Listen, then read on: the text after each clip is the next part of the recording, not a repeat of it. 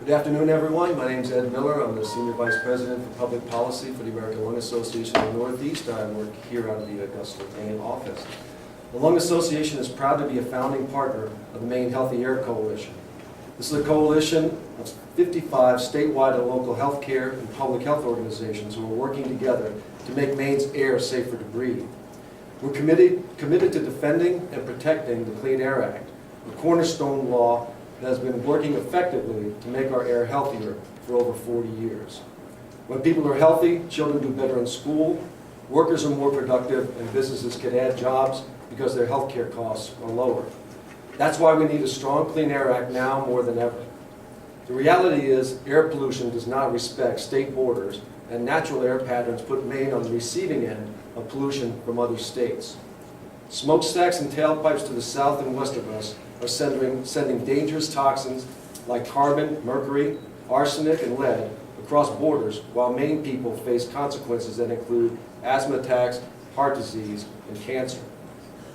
Ozone and particle pollution are harmful to all of us, but children and seniors are especially vulnerable.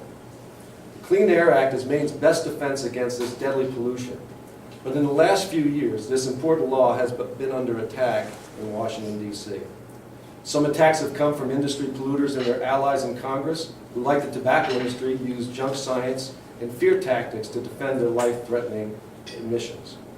Other attacks have been more insidious, coming in the form of budget cuts, congressional maneuvers, and the never-ending lawsuits that undermine and delay science-based standards that keep us all healthy.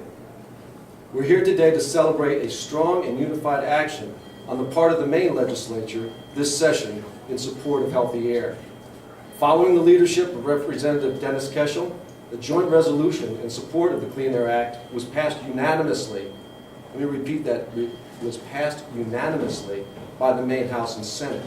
The resolution asked President Obama and the U.S. Congress to support the Clean Air Act and ensure its monitoring and enforcement functions are fully funded in order to reduce dangerous air pollution that crosses into Maine and to ensure that the air is safe to breathe for Maine children and adults. We're pleased to be here today as Representative Keschel conveys this joint resolution to Bobby Reynolds, who is here today representing Senator Susan Collins. The path to healthy air is clear. As you can see on this chart, we need to clean up smokestacks, in particular the coal-fired power plants that create hazardous pollutants like mercury, benzene, dioxins, and arsenic. We also need to clean up tailpipes. The most important next step is the adoption of cleaner gasoline and vehicle standards currently being considered by the EPA. We need to adequately fund research and enforcement to monitor our air and protect the health of our communities. And most importantly, we need to defend the Clean Air Act from being undermined and weakened by industry polluters.